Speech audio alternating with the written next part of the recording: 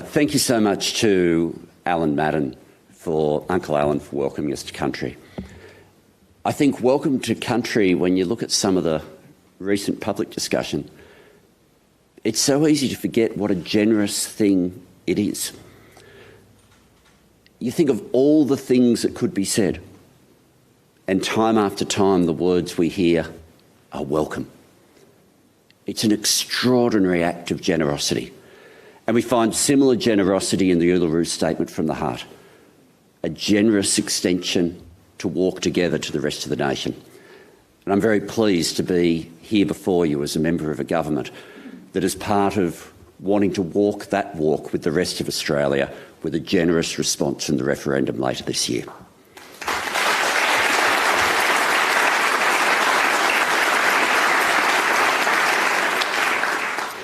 To my colleague, Senator Sarah Hanson-Young, to everybody who is here, the creators and those who provide the platform for the creators of Australia, to the new chair of Creative Australia, Robert Morgan, and the CEO, Adrian Collette, but also for all the people who play the different roles within there, Larissa Behrendt, and of course Francesca Cabillo, and also the Australia Council royalty that's here in Jenny Bott, Michael Lynch and Rupert Meyer.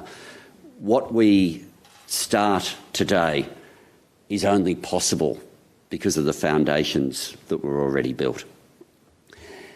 It means a lot to me that we're launching Creative Australia here at the Sydney Theatre Company. As a kid, I used to save up my paper run money. And on one occasion, I had to save up for months and months to be able to buy the ticket to Nicholas Nickleby. Something in the order of 10 hours of live theatre. And as you walked along the wharf to get to this theatre, you would have gone past a photograph of that production. The Sydney Theatre Company was a big part for me of opening up a world where you could be taken through that roller coaster of emotions, where live performance would live as we do, in the moment. There was no pause, there was no rewind, there was no chance to go back and see the identical show. It lived in the moment, and that mattered. The last time I went out with my mum was to see the production across the road, the Sydney Theatre Company production of Gross and Klein.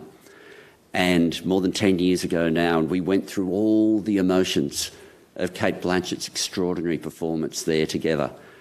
And so I'm much more comfortable at this venue, in the seats that you're in, than where I am right now. Because my love of what this portfolio brings is not as a producer, it's as a receiver. I actually went to my careers advisor saying I wanted to be a theatre director. The careers advisor lied to me, said there wasn't a course. I've sort of got over it. But I've found another way to contribute. And the contribution that we now launch today is not simply the next chapter. It's a different way of doing things. It builds on all those foundations that I referred to. But now, instead of having the old system of Australia Council there for the funded sector, creative partnerships there for the philanthropic sector, and commercial world out on its own, we bring all three together in one body, in one organisation. Because let's face it, it's the same workers, it's the same audience, all there, whether it's government funded, whether it's philanthropic or whether it's commercial. And a whole lot of productions are a mixture of all three. This creates a body that can be dedicated simply to Australian stories, simply to Australian creativity in all its forms. The new board, and I'm so pleased with what we've managed to do, I want to pay tribute to those people who are on the previous Australia Council board who have not stayed on.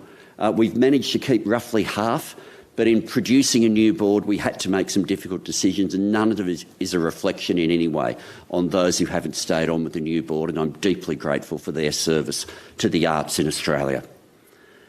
But for those in the new organisation that we now have, We have Robert chairing, we have Alex Demos staying on, we have Christine Simpson-Stokes staying on. People who've made an extraordinary contribution already. And then with the new people coming on, people such as Wesley Enoch, Lindy Lee, Courtney Stewart. We're reaching all sections of the arts, we're reaching all sections of creativity, and we know we have merit because we have a board that looks like modern Australia. We know that gives us merit. Similarly, with Music Australia, Adrian's gone through all the names, but to have performers like Fred Leone, who's already performed on stage tonight, going onto the board of Music Australia with other performers, like I've been a personal fan for a long time of Sophie Payton, who performs of Gordon, and of course of Danielle Caruana, but also to be joined by someone who's been so much a part of the commercial world of music in Michael Chugg. Gives us a chance with Music Australia to do something that has always been a limitation of the old Australia Council, and that was it never quite found a way of leveraging into the commercial contemporary music world. And our concept was, in fairness, well, it's commercial, it will look after itself. But as we've seen changes, as people have gone from purchases to streaming, as we've seen the challenge of overseas music where you don't have the automatic audience that you have in Australia, as we've seen an increasing reliance on live performance and festivals, we need an organisation that guarantees those contemporary musicians are always story. Music Australia will be charged with that job, and with the board that's there, I know they're going to do it well.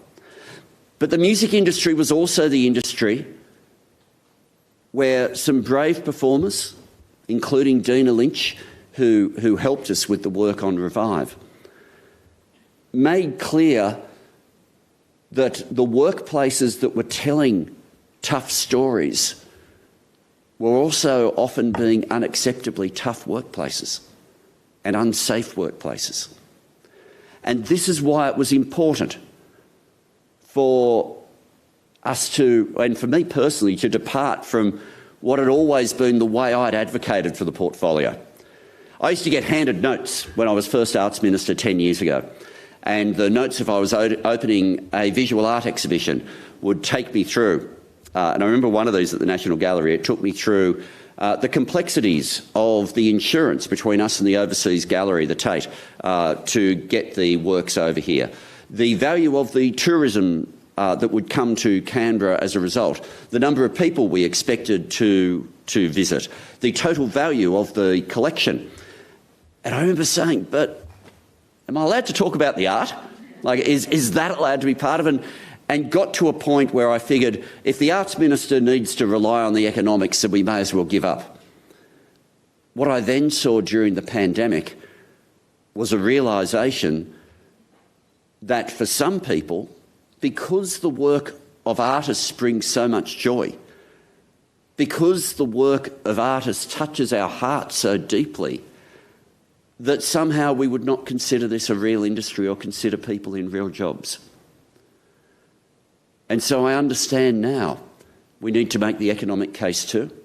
And in making the economic case, we need to ensure that people are properly remunerated and that people have safe workplaces, safe from discrimination, safe from bullying, safe workplaces. And of all the people who, and there'll be 7 or 8 people here who all will say they suggested this to me, and it's all true because I kept it really tight, so you can still own it.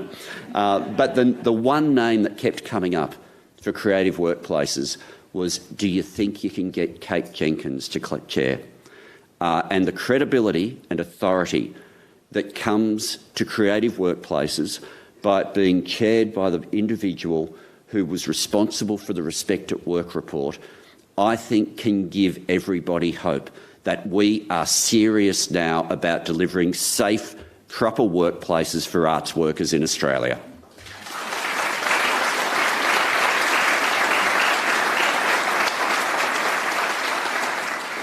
And the board that Kate will chair half workers' representatives, half employer representatives, and workers like Bjorn Stewart, who'll be known for many of you, who I've met through a whole lot of the First Nations work that the Media Alliance have been responsible for, Media and Arts Alliance. Someone like Michelle Rees, who from Michael Castle Group was responsible for all the work that went through in the production of Hamilton in making sure that the safety of those workers was dealt with in a new way. We've got people who've been at the cutting edge of safe workplaces on that board, and it's going to make a difference. But I do send the message to every organisation out there, we are serious. As Creative Workplaces sets minimum standards, we expect you to keep to them, and if you choose to not keep to them, don't come knocking on the door for government money. We are serious about changing for a safer workplace for people who are in these creative industries. So over all of that sits Creative Australia. And Creative Australia now has a simple job. It's the agency charged with elevating the place of culture in Australia. Some of that will be the big grand productions. Some of it will be stages like this, and I should give a special shout out to the set designer of Constellations. I don't know what possessed you to match the colour scheme at the front cover of Revive, but I'm deeply grateful for it. It's worked perfectly. But for every industry, right through to the most local, I had no idea as to the choices as to who would be put on stage today. I live in Punchbowl. I live in the suburb next to Bankstown. I've been rocking up as an audience member to Bankstown Poetry Slam for a long time. To see today Creative Australia choose Sarah Mansour as a representative of some of what is best in the arts in Australia, I think says something about where the best work often begins. For a long time, the whole discussion about making sure we covered the whole of Australia was how could we make sure that the big companies visit as many sites on the map as possible. And regional Australia is important, but it's not simply a destination for urban stories to get to. It's important that we're going out to the suburbs, we're going out to the regions, but not simply to perform other people's stories, but to create together. If we get this right, we will see each other, no matter who we are. We will get to see ourselves on stage, hear ourselves in song, read our own stories that reflect our homes in poetry, in narrative, on the screen. And through that, we will better see ourselves. We will learn about each other, and it'll be the way that the world comes to know us. It's just over 6 months since the Prime Minister, Anthony Albanese, stood up and launched Revive. At that moment, everybody had at the ESPY, and a lot of you were at the ESPY that day in Melbourne, one of my favourite venues. And you took the copy of Revive like we were holding the program and the lights were going down. Well, today we launch. Today the lights come back on, the music starts playing, and the work of Creative Australia begins.